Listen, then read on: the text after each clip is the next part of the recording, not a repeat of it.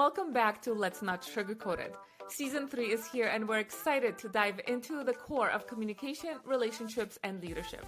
We're your hosts, Bella and Lee, a husband and wife duo with a successful business helping couples and organizations get it together to play a bigger game and elevate their relationships and performance.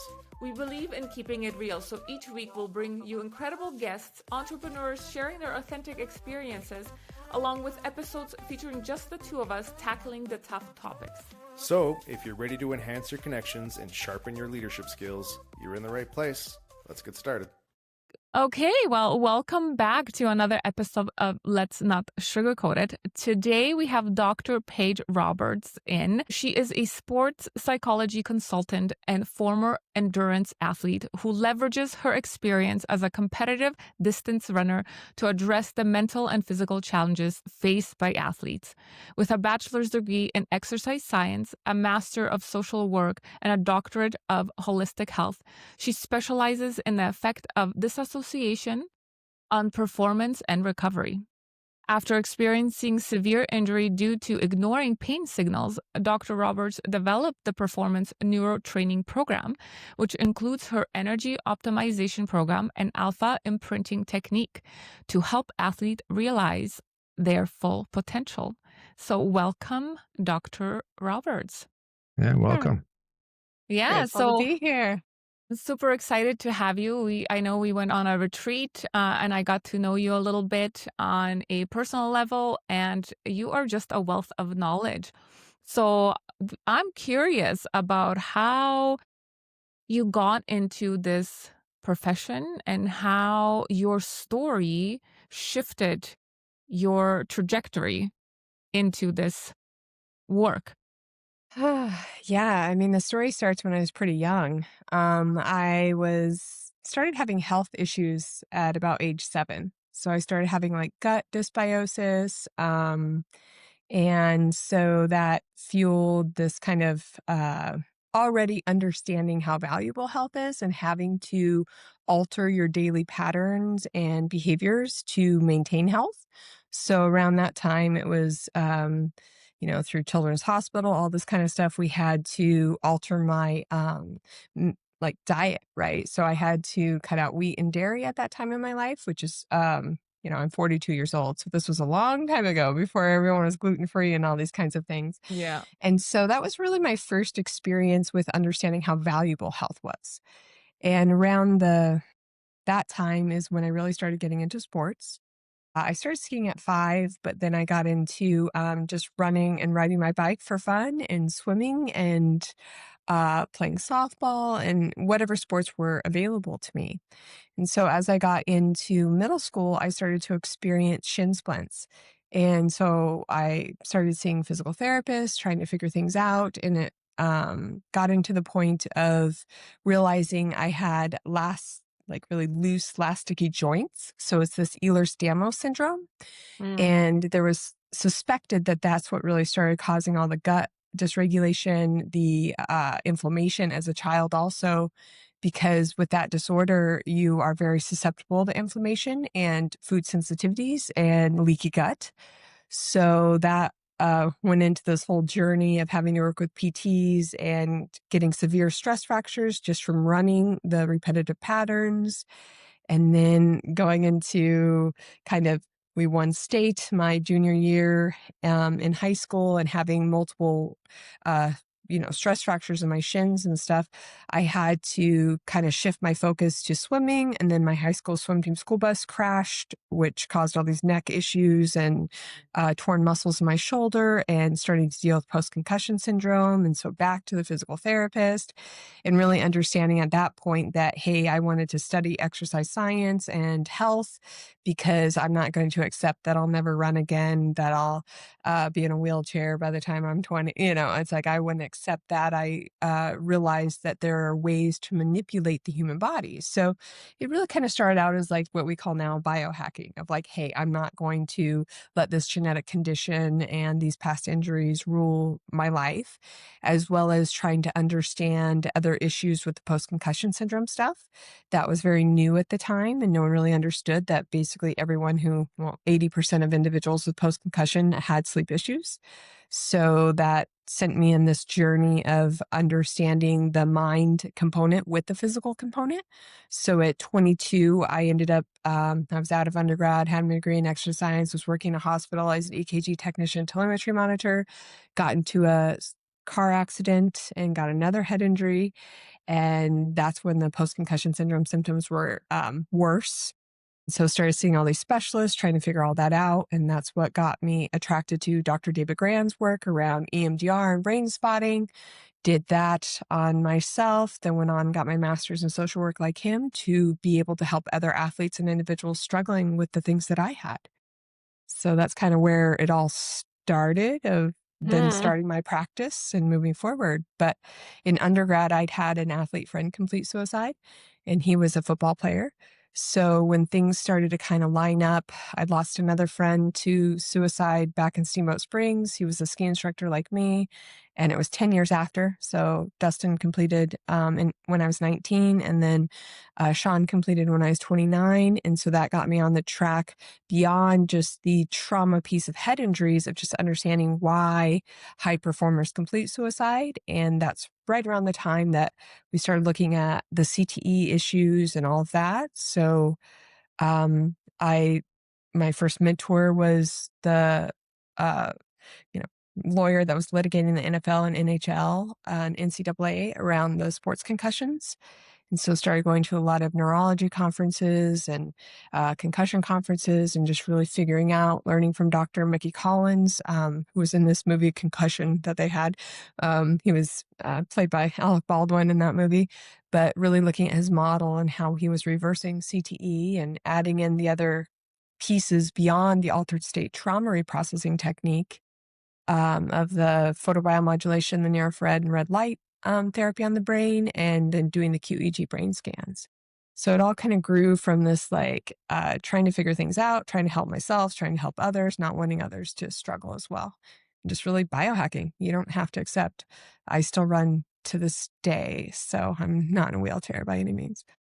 That's amazing. What a inspiring story of not surrendering and succumbing to the physical body, that you can actually reprogram and move through a lot of things. Like, we can do difficult things. Yeah, I think that is phenomenal. So thank you for sharing with us. Yeah. Yeah. Yeah. Of course. Yeah, definitely. You definitely come from kind of experience into passion. Sometimes it seems like passion drives experience, but it seems like for you it was kind of the other way around, right? The experience of all those difficulties and challenges that you were going through, both your own direct experiences from your own pain, but also that which you experienced, through others as well. So, how, what are some of the key, aspects, I guess, of what you've experienced and now what you've learned in how you apply that to peak performance? That's a loaded question. So essentially, at this point in time, if I look at the last 13 years of having my practice and working with individuals and really looking at the puzzle of each individual, right? We all have different genetics. We all have different issues. We all have different traumas. We all have this essentially puzzle to figure out, that you really look at things of cortisol, right? So excess cortisol and breaking down, when we talk about free radicals like cortisol, we have a cell that's got 4 oxygen molecules. A free radical will take away one of those oxygen molecules. The cell can still live if we get an antioxidant in there, which exercise or healthful eating, being out in nature, those types of things. Of course, hyperbaric oxygen when we start getting into the more advanced stuff, and even the photobiomodulation, which it's an antioxidant, so it replaces one of those oxygen molecules. But if we don't, then the cell gets down to 2 and then the cell dies. So when we look at ourselves as just cells and start looking at that piece, it's that if we can decrease the overproduction of free radicals, essentially cortisol, we can detour the aging process, the breakdown process, and essentially any illness, so mental or physical. And so when you start looking at someone, you're going, okay, well, they drink, they smoke, they don't work out, they don't eat healthy. You're like, ooh, Okay, so we need to look at all these pieces to push you further over here, less cortisol, less cellular death, right? You look at an individual that's a high performer who's had a concussion and everything else is on point. They're not drinking, they're eating well, they're eating, non-GMO, non-chemicals, because chemicals, of course, are free radicals. Then you're going, okay, well, let's do the altered consciousness state trauma reprocessing to essentially calm down the nervous system, reset the nervous system to a calmer homeostasis so we're not consciously or subconsciously and consciously producing cortisol over and over again that's inhibiting and causing cellular death. So it's that kind of puzzle when we're looking at people and the tools that we have to prevent cellular death or looking at the behavior patterns that we can get rid of that are causing cellular death. So that's kind of where you're a broader perspective at this point in time with performance because no one's nervous system, no one's body is different. We're all cellular beings. You can't sit here and tell me that this one thing of eating, high antioxidant fruits and vegetables is not going to work for someone. That's just not how it works. Mhm. I have a question. So, is it different working with women and men?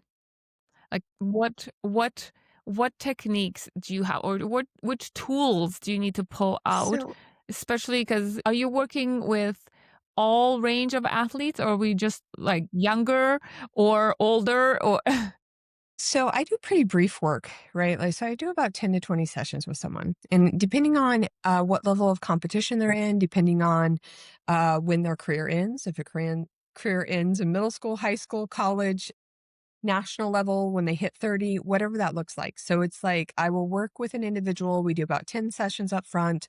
And then we do like a maintenance kind of program of, okay, you got a big comp coming up, or you had a trauma happen or a stressful situation. Let's tune you back up kind of thing. And then also there's the high performer piece, which comes in a lot of individuals that are like weekend warriors with their athletics, or they're in very high stressful, demanding jobs or running their own business. And so when we talk about the difference between males and females, I find that females have to essentially be stronger. So if we talk about the piece of me wanting people, it's kind of a joke that I'm going to get you to cry, right? When we go back through and do trauma reprocessing, we're trying to get you to express those emotions that weren't expressed at the time because we just stuffed it. We had to move forward. That's trauma response. We don't fully process experiences. That's the whole point of trauma reprocessing. Want to go back and release these emotions, cry those tears, which releases cortisol, which cleans the brain. Like there's all sorts of magic things that happen when we cry and actually go through the whole arc of the anger down to the grief and the resolve of releasing an emotion. I do find that I can get male individuals to cry easier. And that when you're working with really high performing females, it's like you've had to be tougher. You've had to like Bella's work, I know within and around the retreat that we were at, talking about standing in your masculine and feminine.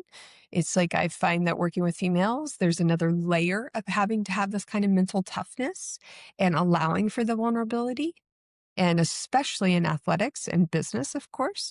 But athletics, for one, females have to be tougher. We have to be more masculine in those roles. And when we look at it too, it's like still to this day within sports as a whole, only 20% of roles are held by females. So here we have, the Title IX and all these things that are telling us that we have equality in sports as, offering particular sports at schools and so on. The same amount as males, but still all of our sports psychs, our athletic trainers, our coaches, our team docs, we're still way higher when it comes to males holding those roles. So what begins to happen is that you have to hide some of those vulnerabilities and be mentally tougher, standing in that masculinity. So I find that it is very different, and I find that I have to break down more of those protective part ego walls with an individual that has been through a lot and is very resilient and is where they are because they're remarkable. But usually there's some trauma, very hard situations under there that we need to, fully go back into those experiences and release those emotions associated to calm down that nervous system and to allow for the enhanced reaction time and optimal sleep to occur and all those things when we reset the nervous system. Yeah, well, it It is definitely. I agree with you in that whole women, especially entrepreneurs, do have to hold more space in that masculine energy and be tougher. I know for myself, I've been in my masculine energy for so long. Even when my father passed away, suddenly I could not cry. You know, my counselor was like, "Bella, it's okay, just cry." And inside, I would bear down, double down, and it's like, don't tell me what to do. I'm not crying right now because I need to hold everything and everyone together. So I can totally relate in that aspect where when you're not processing, when you need to be tougher, it's harder for us to let that go because it's such a uncomfortable and unfamiliar place to be as a woman now in the real world out there. Yeah, and it's interesting that you know, talk about your father's death, and I lost my father 14 years ago, and at that time, when we're talking about turning your pain into purpose, that was about the time that my friend Sean completed suicide that had worked on the ski hill with me, and um, I know that I directed a lot of my pain into the purpose of starting my business instead of sitting in and processing those emotions as fully. And then this last summer, my grandparents passed, which my grandfather had kind of became my second father after my father died. It was my mom's parents. And then my dog passed away after 15 years. And so the last like 4 months, I was very intentionally taking space for myself and making myself process and cry and do the work because I know that it kind of was delayed with me starting my business and really hyper focusing on that and trying to push through that pain in a different way. And so I, again, intentionally 14 years later, I was like, okay, I'm not going to prolong the healing because I felt like it took me longer to heal and recover by prolonging it and only allowing for little bits and pieces of it when I would go to different, you know, trauma reprocessing trainings where we work on each other and so on. Yeah. It took much longer to heal. And so I Hmm. was like, this summer, I am intentionally processing these things and allowing for these things and taking the space. And, you know, and I even had to cut out some relationships in my life that wanted me to be okay and be there for them. I was like, nope, nope. I need my time. I need my space. And then that doesn't make people very happy when they're used to you always being solid and okay. And I'm like, well, I'm sorry. I'm doing this for me. Yeah. It is definitely important to take that time because we do store trauma within our body if it's not processed. And that then turns into physical pain, not just emotional pain, but aches and pains. Like when I'm in my masculine energy, the right side of my body, which is the masculine, um, is in pain. My shoulder, I have a bunion, so my bunion starts hurting. My hip is now out of alignment. But when I am in that state of doing, in that masculine go, go, go, and I don't take that time to process or just be, all the stuff that I haven't gone through yet, reprocessed and, dealt with starts showing up as physical ailments within my body. Yeah, absolutely. That 80 I'm percent of autoimmune things we say is past trauma. Yeah. mm, I'm curious, um, when we talk about, the differences between masculine and feminine energy. How important is being able to step out of that masculine energy into, we can call it feminine, but really just kind of that self-care mode?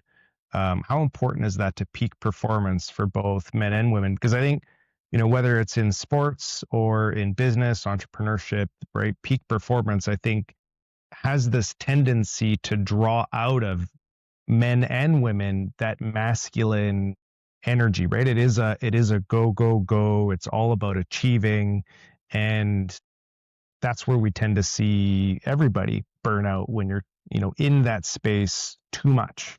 And I believe, I mean, I've experienced it. Bella's experienced it, where the importance of being able to leverage that self care for yourself, right? But what is it that you see as far as maybe some of the most important bits of of self-care, stepping into that masculine energy that's important for peak performance? Stepping in the feminine. So essentially, yes. So you see the high performer, their mask of the masculine, the perfect, right? The perfection, the doing, the achieving. The whole component of the work that I do is getting male or female to step into that feminine, the vulnerability, the allowing for emotions, the fully processing emotions, the accepting and acknowledging that you have feelings. So it is absolutely pertinent to an athlete's longevity within their career. Because again, we just talked about how if we do not process emotions fully, we will end up getting a disease of some kind. Um, and it's one of these, it's kind of like a newer concept and everything. So people are like, oh no, that's not, but it's a somatic experience of things.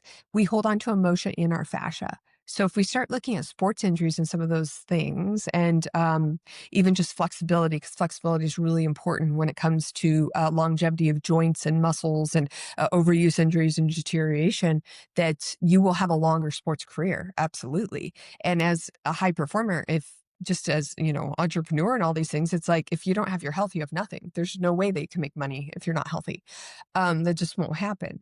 So it's like without your health, you have absolutely nothing. It's that whole saying of you can have a million problems, but until you have a health problem, you only have one problem.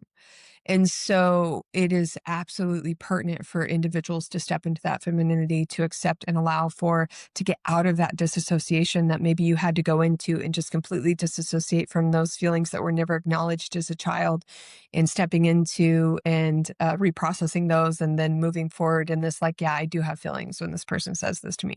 Yeah, it does make me feel not good enough and sad and bad when the coach tells me that I'm head case or that I'm this. It's like, it's literally that easy as well to step into the femininity. And it's like individuals act like it's going to be so much work, but once you start to do it and get into the pattern, it's neuroplasticity. We're patterned people. It's just allowing for, and then we start to be able to rapidly process those emotions in the moment, reprocessing things, and keeps that fluidity of our energy, our neuroenergy centers, the chakras, the meridians, the biophoton communication throughout the fascia, whatever we want to call it. We're all just energetic electrical beings communicating with light. But that flow gets stagnated and taught within that fascia if we don't express and expel those emotions being held there. There's a whole concept, it's Germanic medicine, that talks about uh, that cancer's origin is the not expelling and processing and releasing the emotions, because it is like a reparative process, this erratic growth. So there's different types of cancers associated with different conflicts in your life. And so it's Dr. Hammer's work, but it's an interesting concept because what we're starting to understand now, like I said, is that it's just not this flow of energy. It's not this optimized energy. And I even see it with the QEEG brain scans, where you'll see a decrease in reaction time and decrease of voltage in the brain after an athlete experiences a mental or physical trauma, like a head injury or a knee injury, or a loss within their life. We see a neurodepression. We see a decrease in that voltage, which we should have about 20 volts, which is as much as a light bulb going through the brain. And so lack of neurocommunication and regional communication in the brain. The second that we don't have the brain regions communicating neurologically, energetically, that's when we get dysfunction, right? Or mental illness symptoms. So when we have a decrease in that energy, that retracted held energy, instead of that optimized flow throughout the brain and the body, that's when we start to see issues, whether mental or physical illnesses. And you can guarantee that when people have mental illness, there's some physical illness component associated, and vice versa. That's all there is to it. Yeah. So that's a lot to it. And it's funny because, like, as I'm listening to you talking about all of what you do, and all this, you can, and I know you're in sport injury, um or athlete endurance, and all, like, in that athlete word, but this concept can be applied to everyday challenges that we Yeah. face as human beings. So it's valuable information to not just continue ignoring and trekking through, but actually start processing and doing the things that let our energy, let the cells heal, move through us. Absolutely. And it's interesting too, because it's like everyone thinks that athletes, okay, they just have the sports problems, the sports issues. As a sports and exercise psychology individual, professional, it's, we're humans too. So it's the human Hmm. life stuff on top of the sports stuff. And when you start looking at athletes in the national team sports, it's like they're managing their careers also. So they're managing their sponsors, they're managing all of that. So they're already entrepreneurs as well. So it's not just, this little sports piece over here. And then when you look at college athletes and high school athletes, they're managing their potential career as well. What college are they going to get into? What their major is going to be? What, like internships and experiential things that they're going to need to do. So yeah, I don't, it's everyone thinks like, oh, sports psychologist, I must be this like, LeBron James to work with this person. It's like, no, not really. It's like this is just essentially teaching your nervous system how to access and fully process trauma. So my alpha imprinting technique is really one that, so yes, we go back through and we process past traumas by utilizing sounds that drop you into the altered state. So you can go back through and fully reprocess them and release them from the nervous system, reset our homeostasis. But what it's teaching your nervous system is that it is okay to process emotion in the moment and that it can process emotions in the moment. And that's why I said I don't work with people forever, because we're teaching your nervous system how to do that. And then you have the sounds yourself. And so anytime something stressful comes up, or after practice that day or after work that day, it was a stressful day, you listen to the sounds and you allow for your body to release those, and identifying mentally and speaking them out to the universe to allow for them to release from your body. Words are really powerful. It's a experiment that they do with the plants, where you have a plant that's getting the negative things being said to it on a recorder, and then the plant with the positive things, and this plant dies, this one thrives. We're just like plants. We're biophoton communication. We're just like plants. Words are very powerful. And so it's us releasing these emotions, releasing these things, and then giving ourselves that support that we need in that moment. It's like, yeah, man, that guy was really a jerk to me today. It really hurt my feelings that he said that to me. You're not that. That's that guy's stuff. He's projecting it onto me. So it's kind of going through those dialogues with yourself and just releasing those emotions and identifying them as like, man, I feel that in my heart when people on my work team discount my opinions or something. So it's that kind of process that you're teaching the nervous system, because we're really hardwired just to freeze in the moment and wait till the trauma ends and then just keep trucking forward and not actually reliving and going back through and feeling that fully. So it's just how we work as humans for survival, which was fine back in the caveman days, right? Or cavewoman days, Right. when it was just one stressor. But now we're in an environment that's just so much stress that we can't possibly, you know, stop with everything. You got to just keep pushing forward, especially like even with driving. That's a very subconsciously traumatic situation every day, all day, every day. So it's like allowing for you when you're driving, whoa, that person cut me off. Oh, I feel that in my body. That would have been scary if we got in a wreck. Oh, that would have been bad. And releasing it instead of then storing it, holding on to the anger, then projecting onto them like, oh my gosh, you're a jerk, da da da da da. Because that's the exact example of what we do instead of processing emotions fully and releasing them. Yeah, the communication um, is so important, right? Like our language does very much create like our reality in a lot of ways, and applies that meaning making to our experiences. It's why two people can experience the same thing, um, it like a physical thing in the world, yet how they interpret it, the trauma that happens, whether it's like a big T, small t, or nothing at all, can very much be different, depending on that language that occurs inside. I'm curious, what kind of conversations are important for people to have with themselves? Because I think we hear a lot about positive affirmations and how some people are very like they work, and I think a lot of people think they don't work. I think there's something obviously about the way that you talk to yourself about yourself, that's very important. And then in that question is also a sub question, which is, does what you're doing when you're talking to yourself play a role? So, um, for example, walking out in nature or exercising in a gym or just, doing nothing. I think a lot of the times people feel like they need to be in this perfect, reflective monk state or environment in order to have these, kind of powerful conversations. And so I'm curious if the environment and what you're doing also plays a big role. I mean, it can expand on, like, because when we look at things from the quantified field, our quantified field's 25 feet outside of us. So people enter our energy field, and it's just being more quantified than the density of what we are, right? Of atoms. So if you're on a mountaintop, if you're by the beach, you're getting more negative ions, which are healthy for us, right? Positive or bad.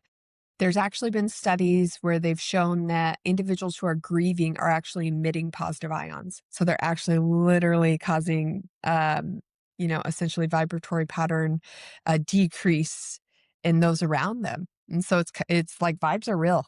It's like people can really actually bring you down with the oscillating atom. So if you think about that in one way, and then when we look at what, the Schumann frequency or the frequency of the earth, so that's a hertz. So it's like, yes, that's optimizing you and assisting you also. But when it comes to just the dialogues with yourself and that self-talk, and if it's not in a perfect world, we can be out by the beach where the trees are and the birds are singing and everything's amazing. It is that we don't want to shame ourselves or blame ourselves. Shame is what keeps us very stuck in things, right? And so if those dialogues with ourselves, it can't be that toxic positivity, spiritual bypassing kind of thing either of like, oh, well, I love that guy and it's okay. And he can treat me that way because that's just about him and everything's fine. It's like that's completely bypassing the feelings that you have. It's not being like, oh man, I shouldn't have trusted that guy again. That's my fault. I'm just stupid for always trusting people. That's shaming, blaming, right? So instead, it's going, man, when that person did that to me, that really hurt me and made me feel not good about myself. It made me feel not smart. It's just not true that I am doing the best that I can. And so it's just a little shift within that dialogue. So just a good rule of thumb is to not be shaming, blaming yourself, and then allowing for yourself to have those feelings and then accessing where you feel them in your body. It's really that quick and that powerful. They've found that in energy psychology that when we imagine an area on our body, just like, or even look at that area, that the energy, then the feedback. So if I look at my foot, that area in my brain is going to light up quicker than if someone actually touched it or put a needle there, like from, acupuncture or something. So it's really interesting how quick our brain is with things and releasing energy and shifting energy. So it's very important when I'm like, oh, that guy made me feel stupid. It's like, where do I feel that? It's like, oh, just even because I'm very body aware, it's like I just felt like this thing across my clavicle here of like feeling stupid. And then being like, well, that's just not true. I'm smart. I'm doing the best that I can. I'm intelligent in my own way. And it's unfortunate that he felt that way about me. But and it's unfortunate he did that, that kind of thing. It can't be this just completely like, "That guy's a da da da da da," and then not, processing those emotions in the moment and having that dialogue, or the shaming, blaming on yourself. It's just that balance of, allowing for releasing and fully processing that experience. And it's like I'm very good at, like, my friend, Tanisha's a therapist also, so we just go back and forth like, "Man, it really made me feel this way when this happened, and this is" we just, like, can intellectualize that and then allow for those feelings and then accessing and going back and forth, and I think that that's also the sign of a healthy relationship because I know that you guys do a lot of relational work with high performers, and it's like, if you can really just have those conversations without that defensiveness and allowing for and be like, yeah, well, it made me feel stupid when they did that because I'm dyslexic. And it's like, it went all the way back to when I was 7 and they said I wouldn't graduate from high school. It's like, it was that kind of feeling. It took me all the way back there, not, oh, when you told me that I did the dishwasher, loading the dishwasher wrong, you were trying to harm me, you're a jerk, and da da da da da. I never do anything right. Instead, it's like, oh, it made me feel stupid because when I was a kid, da da da, and allowing for that fluidity of feeling emotions and being able to express yourselves, that's what's healthy. We can't just sit here and be like, oh, yeah, nothing bothers me. He yelled at me when I was loading the dishwasher, but oh, well. It's like, that's just not reality, not healthy, not Yeah. energetically. We're emotional beings. Hmm. Yeah, definitely. We need to move through things, not store them. Mm-mm. That's for sure. I have a question. So when we were doing the retreat, we were going to listen to sound. We never got to do it. Can you walk us through and the listeners what exactly the technique and what it does? Okay. There's lots of components of the technique. So it's alpha imprinting utilizes multiple aspects of highly effective research-based techniques. We've got brain spotting, eye movement desensitization reprocessing. We've got neuro-linguistic programming. We've got somatic experiencing. We've got EFT tapping, matrix reimprinting. We've got breath work. We've got kinesiology of manipulating the visual paths, more kind of functional neurology stuff. We've got binaural bilateral sounds, which the bilateral sounds is an aspect of hypnotherapy. The binaural is frequency medicine, very specifically the solfeggio frequencies, which stimulate all of our neuroenergy centers and the corresponding organs and imbalanced or balanced emotions associated with those. So that's what it is. And so what we do to set the frame, as we'd say.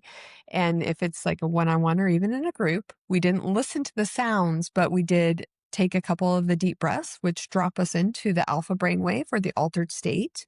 And then we did the tapping, which when we do this basic tapping pattern, it stimulates every meridian channel as well. So again, those neuroenergy centers associated with those organs and um, stagnant emotions potentially, or not that energy flow through those emotions.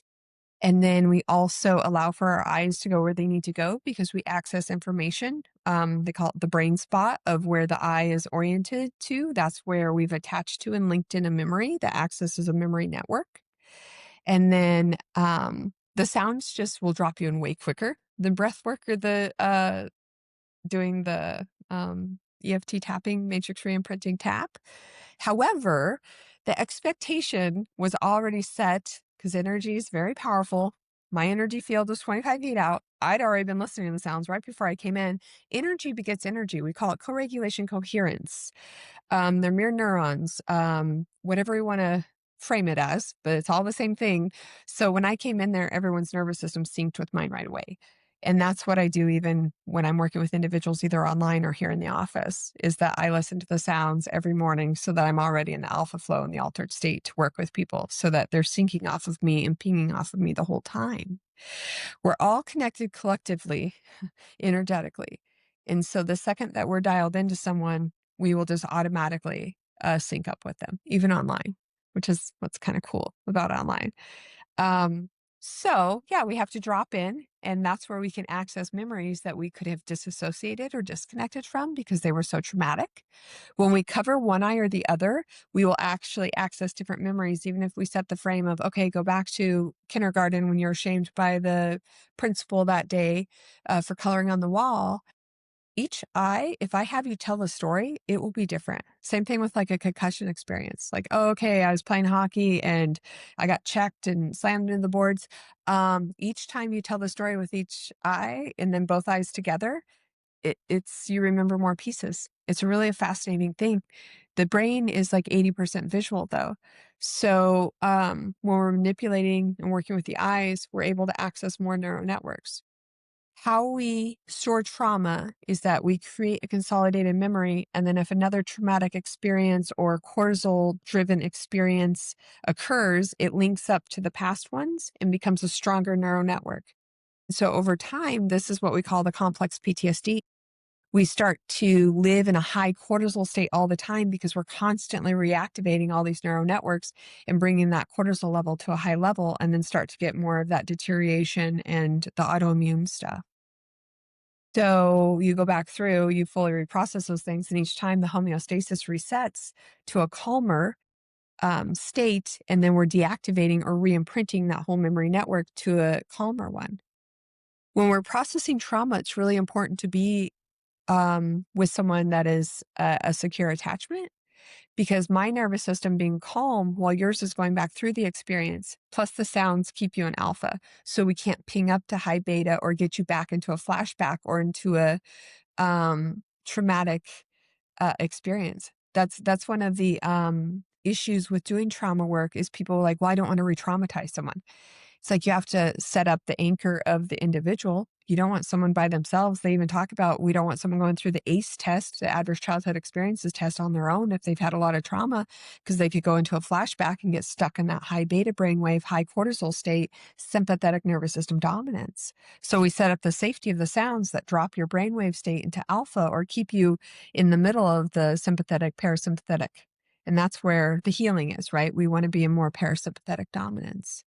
But we have to go up into sympathetic sometimes because that's just, we want flexibility, nervous system flexibility, up and down very quickly, as opposed to staying stuck on as we staying in high sympathetic. So we have that. And then you have the secure attachment, which is NLP, brain spotting, EMDR, and just basic trauma work of knowing that you want a secure individual. But that's what's wild about when we start looking at the quantum physics of things. It's like, and we talk about the healer-healing dynamic, and we talk about people doing their own work. There are a lot of clinicians out there and therapists and stuff that have not done their own work. And then, so when we start talking about the secure attachment piece and them getting activated and triggered, and because your nervous system will get triggered if there are similar traumas that you've not worked on. It's just energy begets energy. We can't stop this coherence, co-regulation. You want to be careful with who you're doing your work with too, right? It's like I'm sitting here telling you, it's like, oh yeah, I'm doing all this healing. I came to Tulum. We went there to heal. I was like, yeah, let's do this. This has been a rough summer. I've been doing all these things, but to sit here and be like, oh well, I never had to work on all that stuff. I understand it, is completely on the nervous system level and absolutely not true. It's Yeah. like you have to do your work as the healer Yeah. healing dynamic, because you'll only reach the level of your healer or the facilitator of healing's level energetically, nervous system wise, regulated wise. And that's why, oftentimes I'll get individuals be like, I worked with a therapist for years, but it just hasn't, I don't know. It's like, I'd like to try this. It's like, yeah, do, because what you're doing is you're hitting a roadblock. And when you know that when you hit a roadblock with a clinician, that's you've come to their level. And so now it's the next level, the next level, the next level. And that's why it's kind of exciting with some of the psychedelic stuff, because it's like psychedelics are very unpredictable. um Journey. things are very Yeah. contained. Well, they're just unpredictable. We don't know Yeah. what's going to open up. It's very Yeah. fascinating. And sometimes it could be something from lineages or DNA, or, it's a very interesting trauma reprocessing tool to get in there and look at things, compared to like what I'm doing is it's very controlled of, hey, we make your trauma laundry list and we go through, we try to find anything associated and deactivate and re-imprint and reset the nervous system. But when you're working with the psychedelics, and that's why psychedelics can be a tool for people who don't have e- recollection, right? They've completely disassociated from memories. It's like, wow, it opened it up. Um, and it does. Sometimes it will take, a few of the alpha imprinting sessions before we can actually open up. Like if we're talking about war veterans and some pretty severe traumas, it can take a while to open those things back up. Yeah. Um, So, in your yeah. experience going to disassociation, how does disassociation from physical pain relate to disassociation from emotional pain in high pressure environments? Well, I mean, it's like the same. So it's Dr. Robert Scar's research. He was a neurologist out of Colorado, and he saw that we hold on to pain and encapsulate it and hold it the same, whether it's mental or physical. So it's an interesting thing in that way. It's that no matter what, it will continue to perpetuate the dysregulated nervous system, high cortisol, decreased reaction time, decrease in performance, propensity to injury. So mental and physical are the same. So if we are disassociated from one or the other or both, and that's what begins to happen, right? It's like you push through the pain. And it's interesting with athletes. So athletes are taught to disassociate from physical pain, right? Push through the pain, the lactate threshold, lactate hydrogenate that is produced from our muscles working, as well as we're taught to fawn. So we are absolutely taught to stay in trauma responses as opposed to, you know, I guess the average individual that's not taught to disassociate from pain and push through pain and allow for and mentally block it out. And then fawning, being overly like you're not okay if you don't know how the coach thinks that you did, right? So, or the parent thinks that you did that's invested in, the sport that you're playing. It's like, okay, well, I got to look. And you'll see these guys, they're Major League Baseball players, and they're looking to their coach even after they do a play. They can't even articulate or associate within themselves if they did a good job or not, or if they're satisfied with their play. They are so hyper fixated on if the coach is going to be happy or mad at them. And it's not healthy at all, because that's like a codependency kind of thing. We start getting into like a trauma bond with coach and parents and all these things going on. Yeah. That's so interesting. When you're talking about the disassociation and I mean all the stuff around energy and all of that, I think it's easy for people to be listening to this and really think, well, I don't have PTSD or I don't deal with, high levels of anxiety. And so the work that you do is for those people. It's not for me, because I'm not there. What would you say to those people that are listening right now as far as the importance of this type of work, even for them? I would say that when it comes to the number one thing, are you sleeping 8 or 9 hours a night, and are you dreaming? If you aren't either of those things, your nervous system is dysregulated and you are not fully detoxing the brain at night, restoring all of your neurochemicals, rebuilding, and you are dying quicker. And you will eventually get some type of dis-ease, whether it be dementia, heart disease. That's just all there is to it. We cannot trick, like I was talking earlier, the Yeah. physiology. We need 8 to 9 hours. And if we're not dreaming is dropping down into the theta brainwave.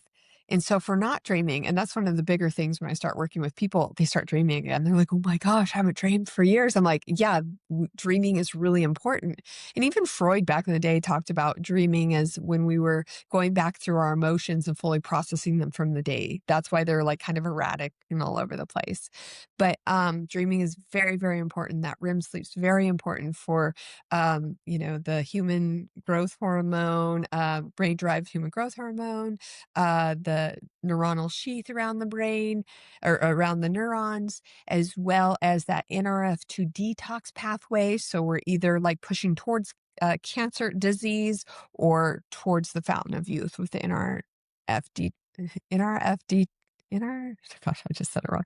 Regardless, we're not, and this is what's kind of interesting with it all too, is that we know now from a lot of the concussion literature and understanding the brain and its detox pathways and understanding the microglial overpriming, because it like cleans up the brain, the microglial. Well, when there becomes too much neuroinflammation, it starts attacking itself. And so that perpetuation of that microglial has been some of the biggest issues with this inflammation piece with CTE and developing permanent brain damage from concussions. So, and not being able to flush that tau protein, that 7 grams of tau protein that needs to be flushed out of the brain a day. So we know at 5 hours of sleep or less, you have permanent brain issues, damage. 5 hours or less. We know it takes 3 days to recover from 7 hours of sleep. Sleep is so important with detoxification and decreasing neuroinflammation and keeping that microglial from overpriming. It is that important. And so, it's no one can, and I know I kind of went on a tangent here, but no one can convince me like I only need 4 hours of sleep a night. Not true. You're pushing to dementia. And on the brain scans, we can see like issues within the brain and the voltage and the neurocommunication 10 years prior to someone having symptoms. So yeah, you can tell me these things all day, but it's just not true. You Yeah. cannot be this cellular anomaly. Yeah. You're I have not. a question. I know. Because when you're talking, and I was like, oh my gosh, I have so many questions about this whole sleep thing, and the dreaming and whatnot. So I've developed this like after my dad passing, I didn't like sleeping without having anything in my head, sounds, music, mostly podcasts actually. Um, but lately they've been annoying me. Good. Is it good or is it okay, in your professional opinion, to be listening to something while you're sleeping?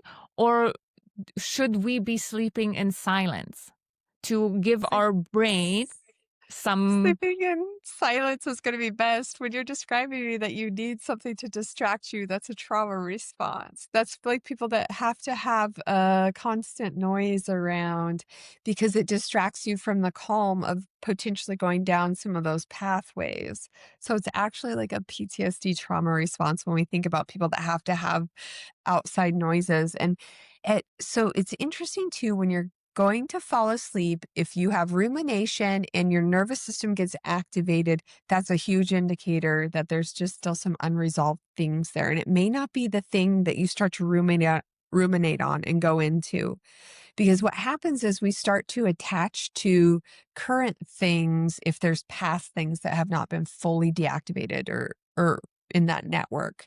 So people will be laying in bed being like, "Oh man, okay, we're going to the taking the family to this family trip. We got to get on the airplane at this time. We got to do this, this, this." And that's what they're ruminating on, even though they know how to get to the airport. They know everything's going to be okay. They know they're going to wake up.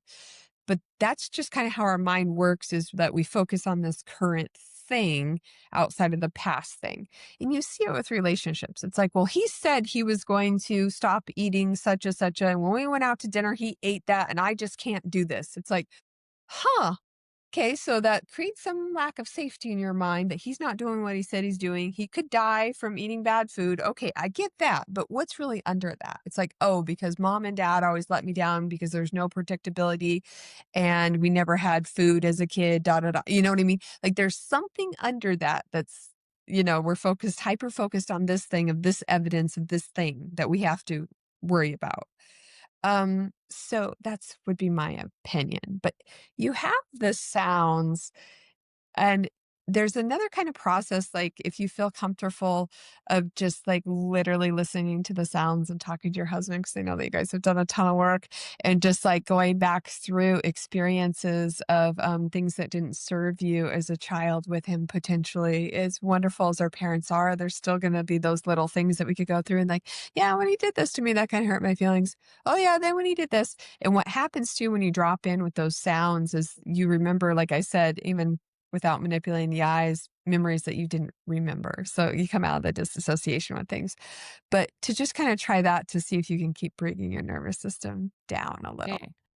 Okay, so I should stop with murder mystery, Yeah. to to maybe like the hertz sound waves, and then just giving myself that piece, because I find myself listening because there's so much at nighttime, it gets quiet.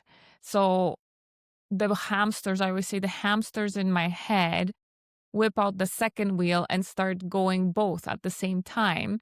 So to quiet those noises, I put in somebody else talking to get me to sleep. But lately Yeah. it hasn't been working. So I've been switching to like the herd sounds, but it's been, I think 2 nights ago is the first night that I actually slept without headphones in my head in 2 years. Well, and they better not be AirPods. See, I bought after the Tulum retreat. I definitely told my husband, yeah, that we need to. Then I get these visions EMF. that I'm gonna like strangle myself with these, which I know it's not a thing, but I know. Well, and that's the other thing too. So we could slightly be getting triggered with serotonin, cortisol just from the Wi-Fi receiver being on. You want to turn off the Wi-Fi receiver. You want to unplug appliances that aren't being utilized. You want to turn off a power strip of any smart TVs or even my like elliptical over here. it has really high EMFs. You can actually buy an EMF detector and go around your house and make sure that you don't have EMFs just flowing through there all the time. So I turn off all of the uh plug-in, yeah, shock Yeah. bars everywhere around at night. Because subconsciously, again, it's just enough frequency that's going to be triggering cortisol and serotonin. Melatonin can't be present when um, vice versa with serotonin. So we want serotonin to be refueling at night and not being stimulated, and we want melatonin to be present at night.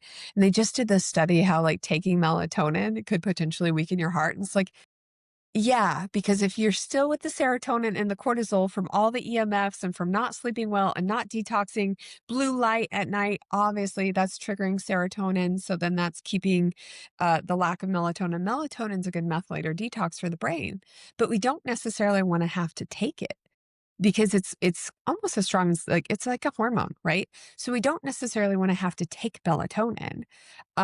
We want our body to make it, but to make it shift into that is having the dark, no EMFs, not looking at the blue light up to a couple hours, or wearing the glasses that are the blue light blocker, even if you're watching TV at night.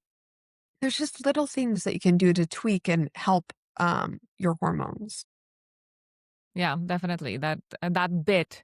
And thank you, because I've told my husband about the melatonin because I've done some research. I told him not to take it. So now it's coming from a doctor that is telling the melatonin is not that great. So thank you for that. It's And I I just did it's get too I my like much. little I EMF blockers or whatever for the phone and stuff. Again, the whole Tulum retreat has been, the headphones and the blockers, and we still have to, And turning drop. off phone in airplane mode at night, you can still use your alarm, that mhm, kind of stuff. Yeah. Yeah, yeah. Now, yeah. to my defense, I also heard her say that melatonin can be great. What I'm hearing is that it's the reasons why you'd be taking melatonin that are bad, not necessarily melatonin itself. And So for the record, I take it only when I'm over different time zones, like a 3 hour difference, kind of when I first get here on the first night to be able to help, shift my cycle. so So, yeah, that's one thing occasionally, right? But you never want to take more than 5 milligrams because we don't produce more than that in a day. Like we got to be careful with, we don't want to like intoxicate ourselves with too much melatonin, right? And then the other thing, it's good when you're sick or you have neuroinflammation because it helps with inflammation. So it's a good methylator and detoxer. So I'm not saying it's just like, oh, throw it in the trash. But just every day, we gotta just be mindful that, we're just not overdoing it. I mean, people get very interesting with supplements and even the adaptogens and some of that stuff. It's like you just want to kind of like I have tons of supplements. Of course, I love Mhm. all the fun things, but it's like I'll just be like, I'm going to take this today. I'm going to take this. I'm very sporadic, where I didn't used to be when I was younger. Before I kind of learned a little more about herbs and how too much is enough. I used to be like, oh, I got to take this handful, this handful, this handful. This is what I do, but it's like we just wanna constantly kinda be cycling through these things of, like, "Well, I'll take some of the licorice root for a couple weeks, but then, okay, then I'll take some dandelion. Oh, then I'll take a little ashwagandha." It's like we don't wanna take something every single day ever, unless and even, like, peptides get a little, like, it's like, oh, doing cycling through some peptides for a couple weeks, and then, we just gotta be careful with too much of a good thing, maybe. yeah. Yeah. When we talk about sleep, just to go back to, well, I guess we're still on the topic of sleep a bit, but Yeah, we so totally are. you say 8 to 9 hours. Um, but is there a way to kind of test to see what your natural maybe time of sleep is that's good for you? Like, is there such a thing? Like, is it possible for somebody if they So, experience 9 hours, they're like more groggy than if they only slept seven? Like that's just the if you're natural more time they wake up? groggy if you're more groggy, that means that you are normally in an adrenaline, uh, heavy cortisol state, right? So a lot of people are just like, "Oh my gosh, when I sleep more than 5, 6 hours, I'm just Hmm. exhausted all day." It's like, yeah, that's because you're in fight, flight, freeze all the time.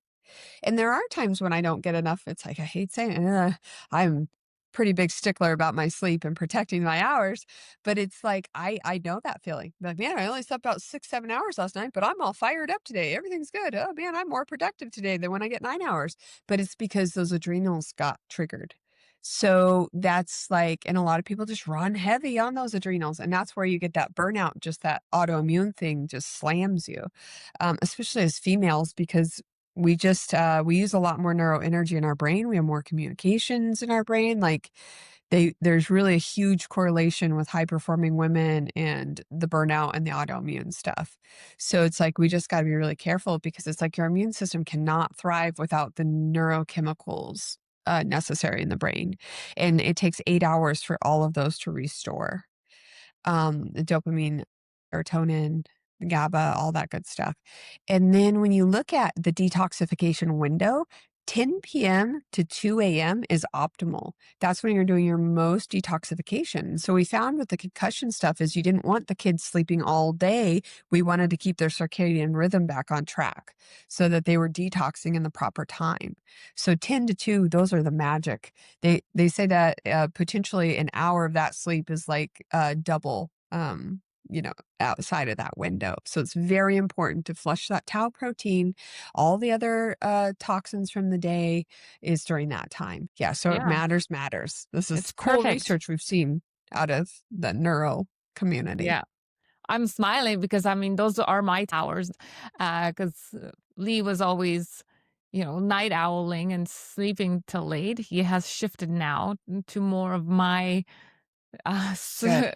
clock, but yeah, by 9:30, I'm usually in bed passing out. I mean, don't get me to watch a movie past even like 8 o'clock. It's, first 20 minutes and I'm out. Good. But yeah, it is very important. We have been on a health kick, just shifting, especially at perimenopause and anemia and all that stuff that's hitting me pretty hard right now in this stage of my life, as I'm going to be turning 46 in March. Yeah, things are now starting to feel different. So it's very interesting to get all the tools and the knowledge and the different modalities that are now available to us, which weren't available, even like 5 years, 6 years ago. We didn't talk about these types of things, tapping, the eye Red light. movement, Oh, yeah. right? Well, All that kind of yeah. stuff. Like some of the other tools I use like audio visual entrainment, which is it's actually a company out of Canada. It's called Mind Alive, but it's sounds and lights that stimulate your HPA access. So Mhm. essentially your glandular system. So we know that with a lot of neuroinflammation, a lot of trauma, our glandular system gets knocked offline, and then we're adrenal dominant, right? The adrenal glands sit on the kidneys, so we're not even using our hierarchy of the thalamus and the pituitary and pineal and thyroid. So there's sounds and lights that can bring that energy back online. And so we've seen on QEEG brain scans that those are flatlined, especially with concussion. So the leads to those areas of those, and that's again where our melatonin is produced, right? Is in our pituitary. So it's um it's interesting. It's all Mhm. very interesting It when we is. start Yeah. looking Very, at these trauma, it, stress, Yeah. inflammation. yeah. Yeah. No, Well, it's on all that very note, interesting. Yeah.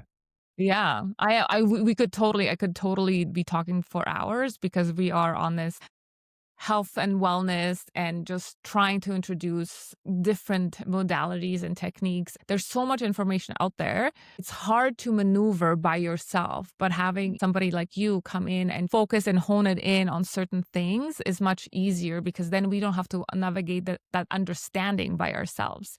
So, and Yeah, it's for awesome, sure. like you Yeah. said before, to have that person, that safe space, somebody who's worked through it and knows how to hold that energy for you is so important. So, where can people find you? Oh, at Sports Psych page and all the platforms. And then we've got robertsneurotraining.com. And I'm actually be launching my new website in the next week and a half of having more of my trainings up. I've got a frequency medicine certification for individuals wanting to utilize some of these frequency medicine tools, and then the alpha imprinting technique that I certify other practitioners in wanting to work with individuals on sports performance or health performance. So, I yeah. just want to, we covered a lot of really great ground today.